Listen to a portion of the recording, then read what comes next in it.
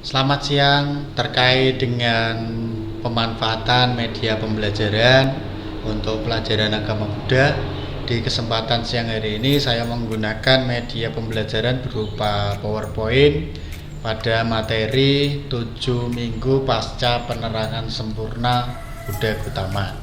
Diharapkan dengan penyusunan media ini dapat membantu proses kegiatan belajar mengajar pada kelas 7 pendidikan agama Buddha, khususnya materi 7 minggu pasca penerangan sempurna Buddha Gautama dan pemutaran roda Dhamma. Ya. 7 minggu pasca penerangan sempurna. Minggu pertama dikenal dengan istilahnya Wimuti Sukha. Peristiwa yang terjadi, Buddha duduk di bawah pohon Bodhi meresapi kebahagiaan dari kebebasan akan kelahiran berulang. Nah, kenapa di sini selama minggu-minggu terakhir atau kesempatan-kesempatan dari proses pencapaian Buddha itu, Gautama sendiri memahami hakikat kehidupan itu selalu berproses, ada lahir, terus tua, sakit, mati. Nah, setelah ini kemudian Buddha memahaminya, terus sebabnya itu apa, akhirnya itu apa, sampai akhirnya dicapailah yang namanya kebebasan dari kelahiran berulang. Pada minggu pertama ini Buddha juga mengajarkan tentang sebab akibat, hukum sebab akibat yang telah ditemukan oleh Buddha kepada semua makhluk yang membawa pada kebahagiaan atau membawa pada terhentinya kehidupan berulang. Sebab akibat itu muncul dalam bentuk apa?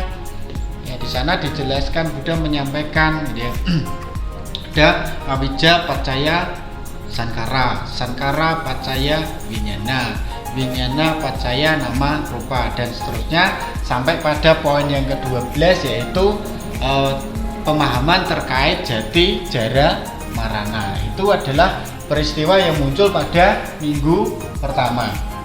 Kita akan memasuki fase di minggu kedua, yaitu katanyu katawedi. Katanyu katawedi itu adalah tahu terima kasih, ya, tahu terima kasih seperti yang dilakukan oleh Buddha.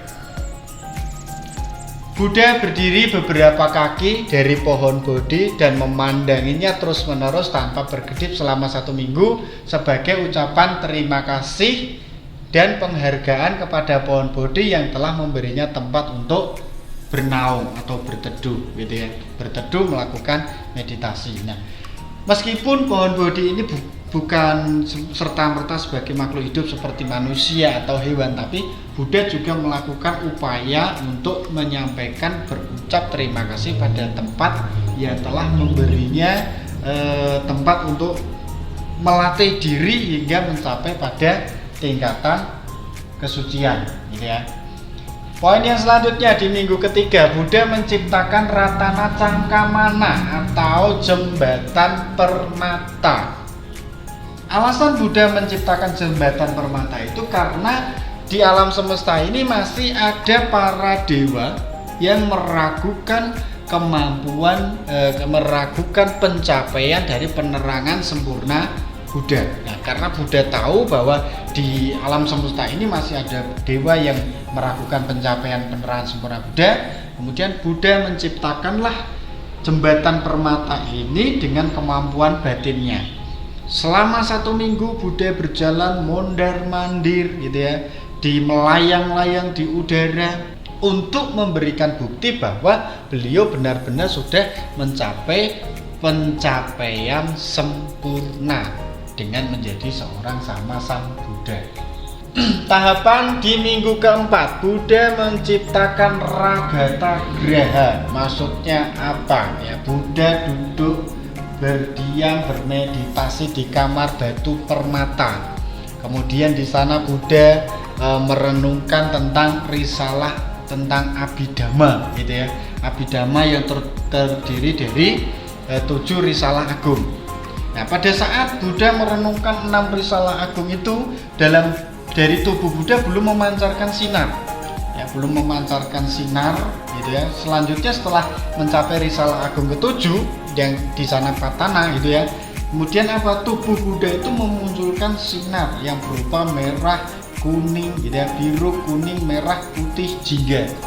Nah, kewarna ini kemudian itu diabadikan oleh umat Buddha sebagai simbol dari agama Buddha berupa bendera Buddhis gitu ya. Nah, ketika Buddha merenungkan tentang Abhidhamma itu yang sifatnya sangat halus, karena ajaran Abhidhamma ini sebenarnya diperuntukkan oleh para dewa gitu ya, tetapi manusia juga tidak menutup kemungkinan untuk mempelajari Abhidhamma ini supaya mengerti hakikat daripada kehidupan itu sendiri. Kita belajar dengan diri sendiri itu. Selanjutnya gitu ya, pada minggu ke-5 Buddha menaklukkan Putri Mara ya, ini ya, Buddha menaklukkan Putri Mara.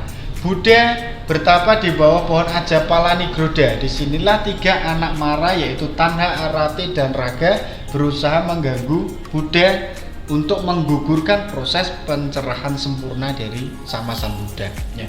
Mereka hadir dengan bentuk nyanyian, tarian yang sifatnya adalah menggoda ya, sifatnya adalah menggoda proses pencapaian Buddha supaya terlena kembali terjatuh di dalam nafsu keinginan. Tetapi Buddha menyampaikan ya, jangankan dengan kedua tangan saya, dengan kaki pun saya tidak akan menyentuh kalian. Nah, menyadari upaya dari Mara ini tidak membawakan hasil, kemudian para putri-putri cantik Mara-Mara ini kemudian dengan seketika lenyap dari hadapan Buddha, dan apa, mereka ya istilahnya tidak ada gunanya melakukan gangguan terhadap sama Sang Buddha ya. Lanjut pada minggu ke-6. Pada minggu ke-6 ini Buddha duduk bermeditasi di bawah pohon Mucalinda. Pada saat Buddha duduk di bawah pohon Mucalinda, muncul di sana hujan deras yang disertai angin ya, angin petir yang sangat kencang sekali. Nah, ternyata hujan dan angin itu sebagai bentuk ujian, latihan gitu. Latihan dari para dewa yang berusaha untuk menggoyahkan proses daripada pencapaian penerangan dari Buddha. Muncullah kemudian sosok ular besar ya, ular kobra, kemudian hadir di sana, melilitkan badannya untuk apa? Kemudian kepalanya membentuk payung yang memayungi tubuh Buddha dengan tujuan supaya tubuh Buddha tidak terkena air hujan. Nah, ini ternyata apa? Ular yang muncul ini adalah jelmaan dari penyamaran dari dewa yang berada di sekitar Buddha, yang dia memang ingin membantu Buddha supaya Buddha itu terlindungi dari hujan, angin, dan petir. Pada minggu ke-7 ya, minggu ke-7 pada saat duduk bermeditasi gitu ya, Buddha bermeditasi di bawah pohon Rajayatana. Kemudian hadir Tapusa dan Balika menghampiri Buddha dan mempersembahkan makanan dari beras dan madu. Tapusa Balika ini adalah seorang pedagang yang sangat kaya raya, kemudian menghampiri Buddha bermaksud untuk memberikan dana makanan kepada Buddha. Akan tetapi pada waktu itu Buddha belum memiliki tempat atau mangkok untuk menerima dana persembahan makanan. Kemudian muncullah 4 dewa ini ya, muncullah 4 dewa dikatakan sebagai Kuvera, Datarata, Wirulha, Wirupaka ya. Masing-masing hadir kepada Buddha dengan membawa mangkok. Nah, menyadari hal itu, Buddha tidak mungkin menerima atau biku tidak mungkin menerima dana makanan dengan menggunakan 4 mangkok sekaligus. Kemudian dengan kemampuan batinnya Buddha, ke-4 mangkok yang katakanlah diberikan atau oleh 4 dewa dari 4 penjuru ini, oleh kemampuan batin Buddha digabung menjadi satu ya, menjadi satu mangkok. Kemudian mangkok itu bisa dipakai oleh Buddha untuk menerima dana makanan dari Tapusa dan Balika. Selanjutnya setelah selesai memberikan dana makanan, kemudian Tapusa dan Balika meminta kepada Buddha untuk memberikan cindera mata atau kenang-kenangan untuk dijadikan nanti akan dibangunkan stupa di tempat dia berada untuk dilakukan pemujaan. Kemudian Buddha mengusap rambutnya, kemudian diperoleh beberapa helai rambut yang kemudian diberikan oleh kepada Tapusa dan Balika. Terus dengan penuh kegembiraan, kebahagiaan, Tapusa dan Balika itu membawa helai rambut Buddha itu ke tempatnya untuk kemudian dibangunkan sebuah stupa untuk pemujaan. Nah, dari ke-7 minggu itu kemudian ya sekian. Itu artinya apa? Pembelajaran kita hari ini terkait dengan media PowerPoint, media pembelajaran yang representatif untuk menjelaskan tentang kaitan 7 minggu pasca penerangan sempurna Buddha Gautama. Baik, itu yang saya sampaikan.